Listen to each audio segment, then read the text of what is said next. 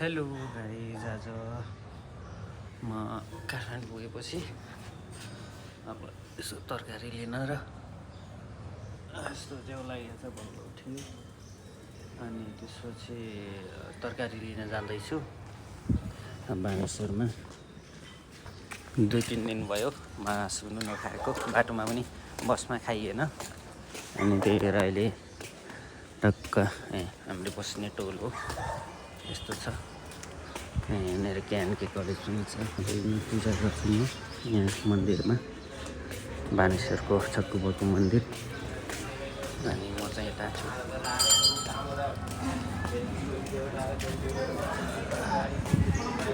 तरकारी लिँदै जाँदा यहाँ बानेश्वरको यो संसद भवन ठ्याक्कै यहाँ देखिन्छ। आँप पनि पहिला यो आँप धेरै खान्थ्यौँ, झरेको हुन्थ्यो।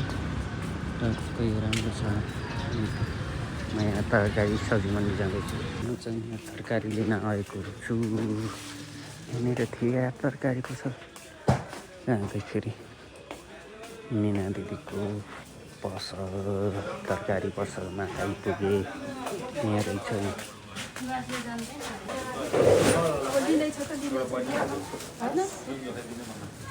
स्कुटी जाँदैछ त सामान लैजाऊ। दाइ नमस्ते।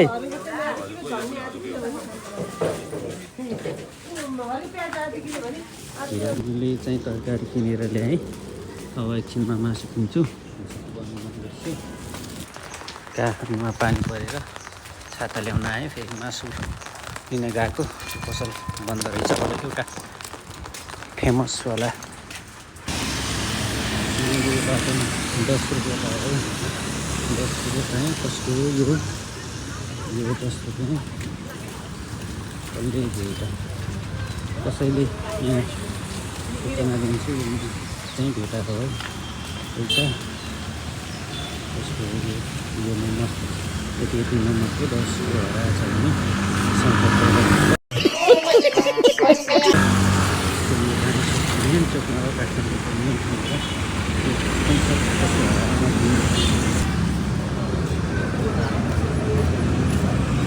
यो काठमाडौँको बालुन ठ्याक्कै यहाँ बन्दैछ है बाटो एकदम यो छ।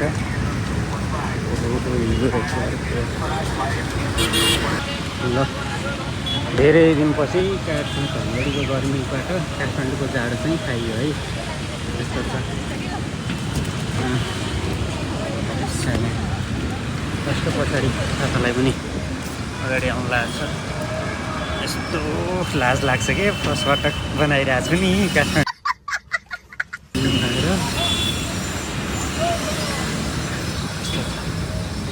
म चाहिँ अब मासु लिन गएको। काठमाडौँको एउटा फेमस मासु पसल छ जुन त्यो मासु किन्न जान्छ। ल है त म चाहिँ मासु पसल आइपुगेँ। यो चाहिँ चियादानी पसल जानुपर्यो। यहाँ आइकाली मासु पसल एकदम राम्रो छ। म 1 केजी मासु ल्याउनको लागि यहाँ पुगेँ है। एकदम राम्रो। कति भन्नुभयो? 415।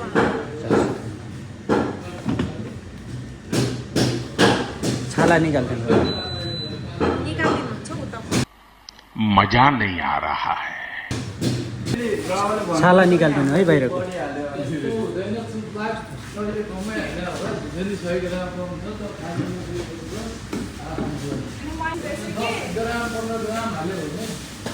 मैले ठ्याक्कै 2 किलो हाले 10 ग्राम बेसी आयो।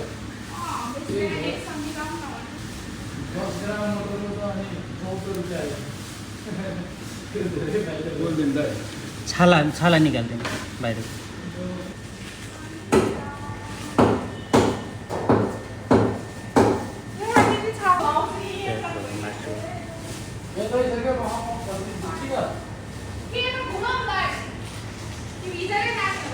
एक केजीको 415 रुपियाँ हो होइन।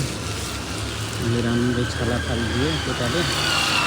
छाला फालेर अब फेरि घट्यो होला मासु। पानी परेर हैरान पऱ्यो। मासु किनेर हिँडाइसकेँ। पानी मात्र आइरहेछ। एकदमै भिजाएर त्यही गरेर छाता लिन गएको। बाबे के भने सानो सानो कन्टेन्ट बनाउनुपर्छ। सानो सानो ठुलो भन्छ भन्ने सुनेको छु। थोपा थोपा मिल्यो भने समुद्र भन्छ।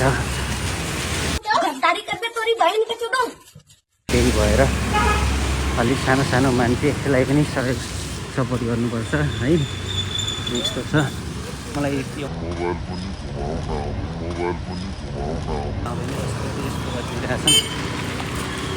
यो चाहिँ म त्यो यति धेरै लामो काटेँ कि अब यो त्यहाँदेखि वहाँसम्म मासु दिन गएको।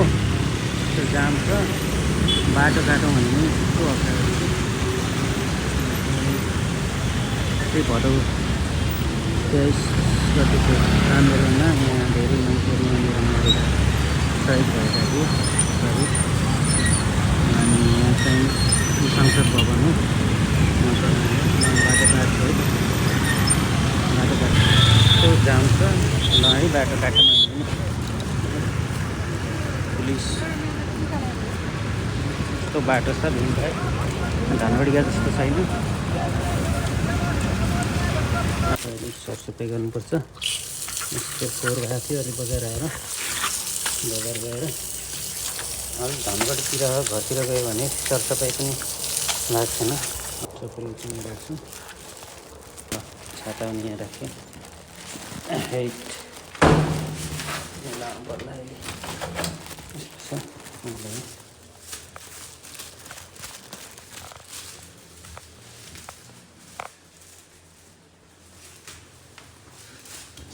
मासु यस्तो हुन्छ। यस्तो छ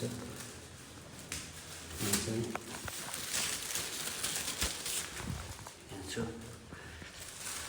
मासु खानुपर्छ ल है।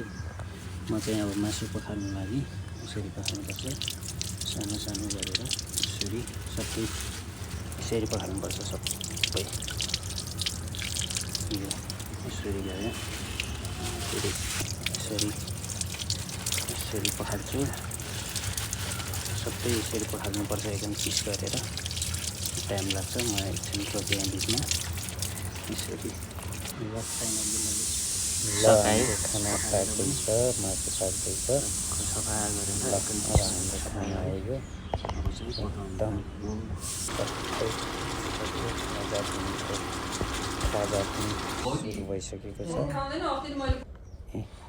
अब दही पनि आउँदैछ। दही हो यो दिउँसोको नास्ता। अनि त्यसपछिका दिनहरू बिते यस्तै एकदम बजारको दही